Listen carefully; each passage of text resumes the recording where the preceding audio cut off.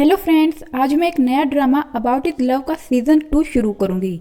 ड्रामे की शुरुआत में हमें पास्ट में दिखाया जाता है, जो कि अबाउट इट लव का सीजन फर्स्ट है, जिसमें दिखाया गया था कि किस तरह 2 साल पहले हीरो और हीरोइन की पहली मुलाकात होती है। हीरो वी चिंग एक ब्रिज के पास खड़ा हुआ होता है और उसने बहुत ज्यादा शराब पी रखी होती है और तभी उसका पैर स्लिप हो जाता है और वी चिंग ब्रिज से नीचे गिरने ही वाला होता है कि हमारी हीरोइन जाओशी आकर उसे बचा लेती है। वी चिंग को एक अजीब बीमारी होती है जिस वजह से वो किसी भी लड़की को टच नहीं कर सकता और जब भी वो किसी लड़की को टच करता है तो उसके बॉडी पर रैशेस हो जाते हैं। लेकिन वो देखता है कि जब जाओशी ने उसे बचाने के लिए उसे टच किया था तब उसकी बॉडी पर कोई रैशेस नहीं हुए। लेकिन उस दिन नशे में होने की वजह से वी चिंग को जाओशी का चेहरा याद नहीं होता। जाओशी एक स्टूडेंट है और वो अपनी क्लास के एक लड़के मेंचंग को पसंद करती है, लेकिन मेंचंग जाओशी को पसंद नहीं करता। मेंचंग बहुत ही इंटेलिजेंट होता है जबकि जाओशी पढ़ाई में बहुत वीक होती है, लेकिन जाओशी बहुत स्ट्रांग होती है और उसे फाइटिंग भी आती है और वो बहुत अच्छी पेंटिंग भी करती है। और कुछ दिन बाद जाओशी और वी चिंग एक दूसरे से मिलते हैं, जिसमें पहले दोनों के बीच खूब फाइटिंग होती है, लेकिन बाद में वी चिंग को पता चल जाता है कि जाओशी वो लड़की है जिसने उसकी जान बचाई थी। वी चिंग एक अमीर लड़का होता है जबकि जाओशी बहुत गरीब होती है, जो कि पार्ट टाइम जॉब करके आर्ट एंड डिजाइनिंग की पढ़ाई कर रही होती है। वी चिंग जाओशी को पढ़ाई के लिए स्कॉलरशिप देता है और फिर जाओशी और वी चिंग धीरे धीरे एक दूसरे से प्यार करने लगते हैं और फिर जाओशी पढ़ने के लिए अब्रॉड चली जाती है।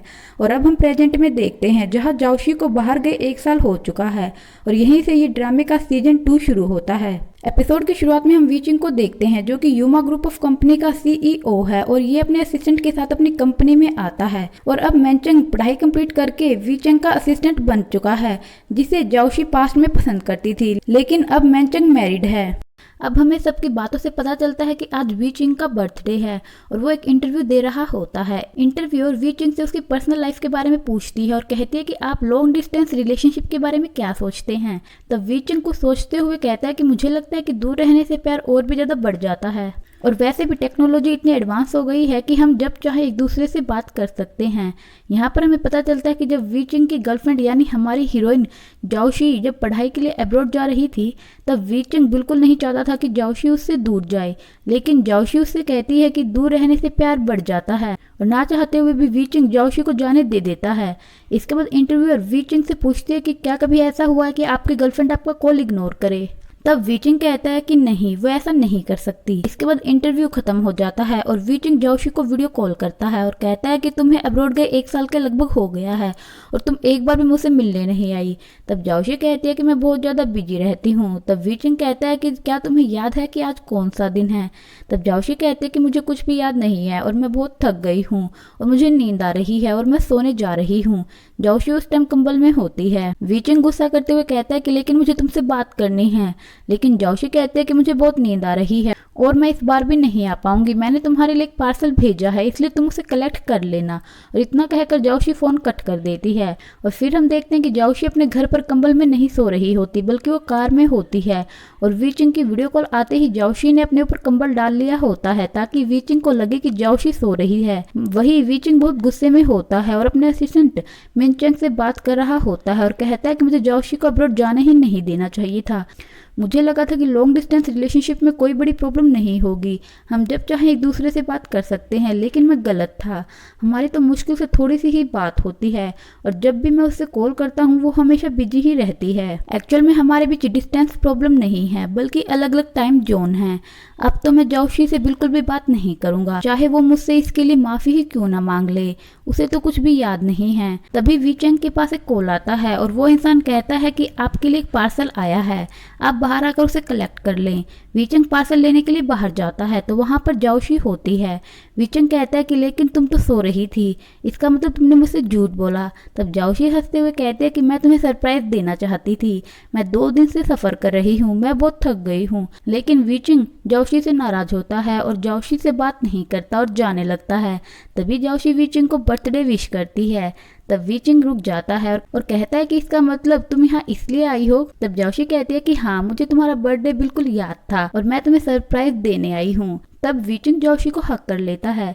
अब नेक्स्ट सीन में हम जाओशी की फ्रेंड लीन को देखते हैं, जो कि इस बात से परेशान होती है कि उसका बॉयफ्रेंड उससे 5 साल छोटा है।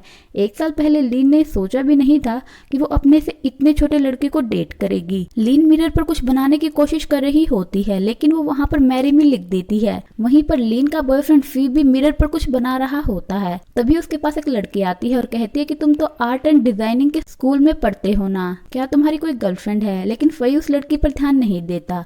तब वो लड़की इसे अपने इंसल्ट समझते हुए अपनी सीट पर बैठ जाती है और गुस्सा करते हुए कहते हैं कि क्या तुम यहाँ पर एक एम्प्लॉय हो, तुम मेरे सवाल का जवाब क्यों नहीं दे रहे? तब लीन वहाँ आ जाती है और उस लड़के को केक देती है और सॉरी बोलती है और कहती है कि ये केक आपके लिए फ्री है, आप गुस्सा मत होइए। और फिर उस लड़की से कहते हैं कि ये लड़का बोलने में ज्यादा अच्छा नहीं है, आप इसे एक डेकोरेटर ही समझ लीजिए। तब वो लड़की लीन से कहते हैं कि तुम कौन हो जो इस लड़के के बिहाफ में बोल रही हो?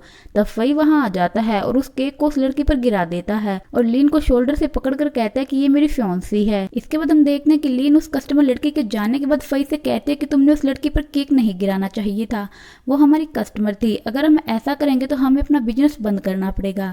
इसके बाद लीन फई से कहती है कि वैसे मैं तुम्हारी फियांसी कब बन गई, तुमने मुझे कब प्रपोज किया? तब फई कहता है कि ठीक है, मैं तुम्हें अभी प्रपोज कर देता हूँ।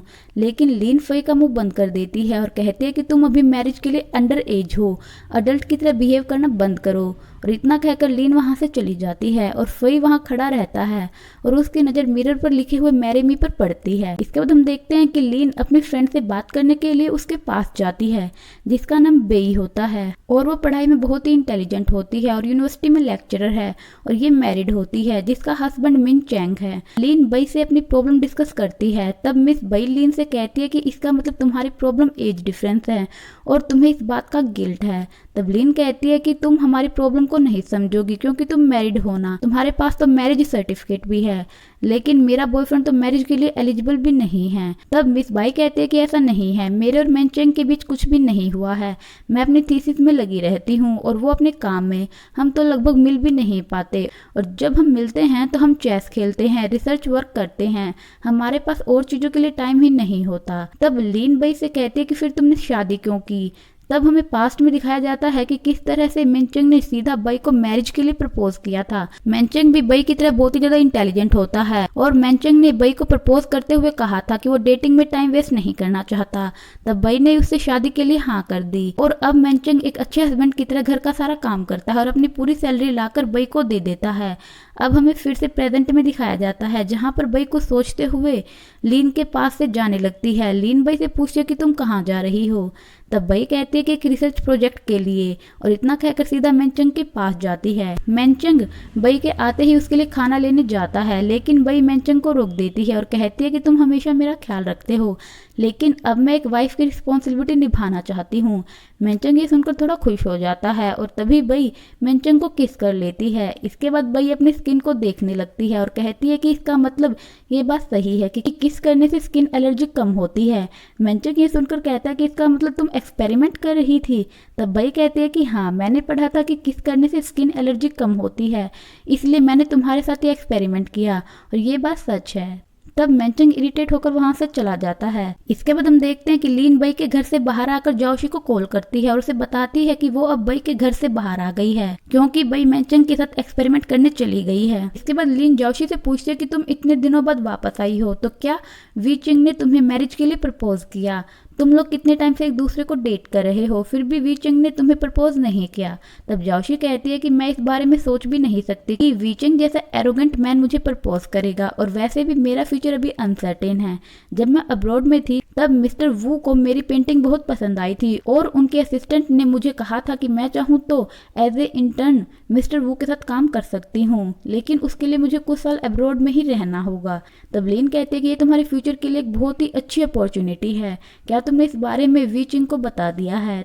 तब जाओशी कहते हैं कि मैंने अभी तक डिसीजन नहीं लिया है और जब तक मैं डिसीजन नहीं ले लेती हूँ तब तक मैं वी चिंग को इस बारे में नहीं बताऊंगी। जाओशी फोन पर बात कर रही होती है कि पीछे से वी चिंग आकर जाओशी का फोन लेकर उसे कट कर देता है, जिसे देखकर जाओशी डर जाती है और वी चिंग से पूछती है कि तुम यहाँ कब आए? तब वी चिंग कहता है कि मैं अभी अभी यहाँ आया हूँ। तब जाओशी कहते हैं कि क्या तुमने मेरी बातें सुनी?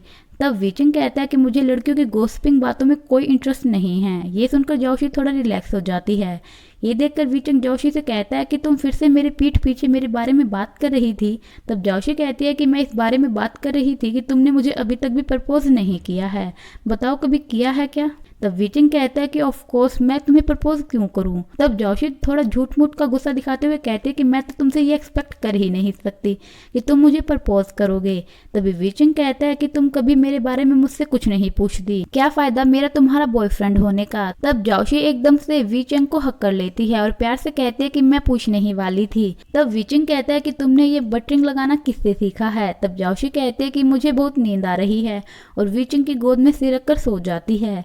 वहीं लीन वही के घर से निकलकर अपने रेस्टोरेंट आती है जहां पर लीन का बॉयफ्रेंड फई होता है और फई ने लीन का पूरा रेस्टोरेंट बहुत अच्छे से डेकोरेट कर रखा होता है।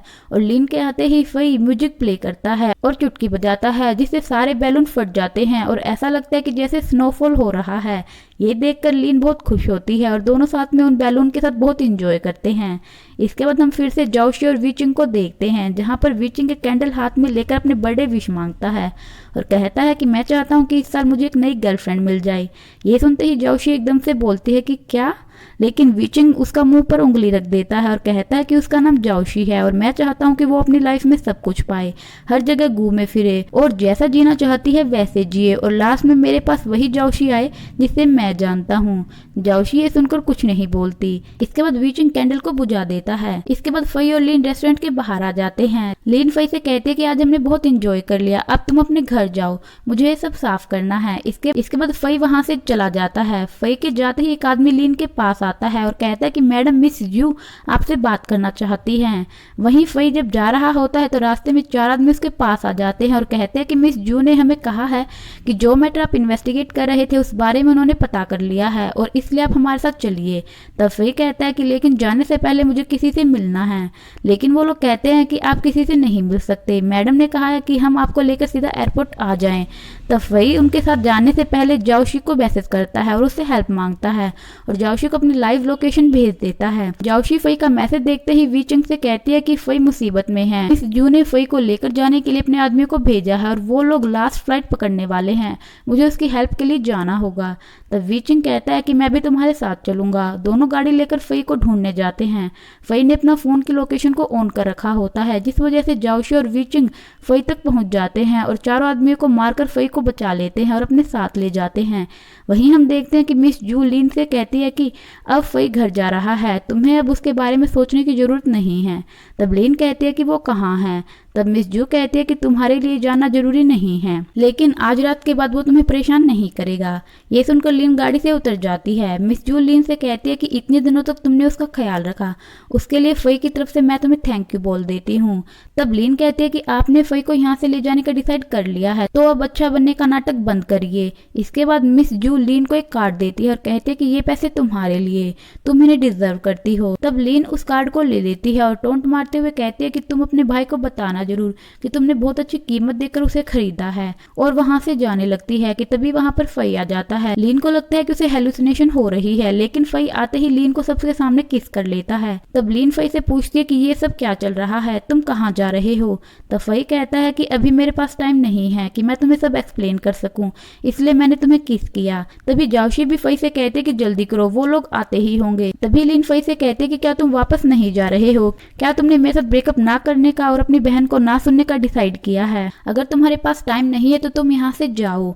तब फई कहता है कि मैं यहाँ से जा रहा हूँ। तब लीन कहती है कि मुझे कुछ भी समझ में नहीं आ रहा है। तब फई लीन को आई लव यू बोलता है और कहता है कि मुझे इस बात की परवाह नहीं है कि दूसरे लोग हमारे बारे में क्या सोचते हैं, मैं अभी जा रहा हूँ लेकिन मैं वापस आऊंगा, बस तुम मेरा वेट करना। तब जाओशी कहते हैं कि क्या तुम सच में जा रहे हो।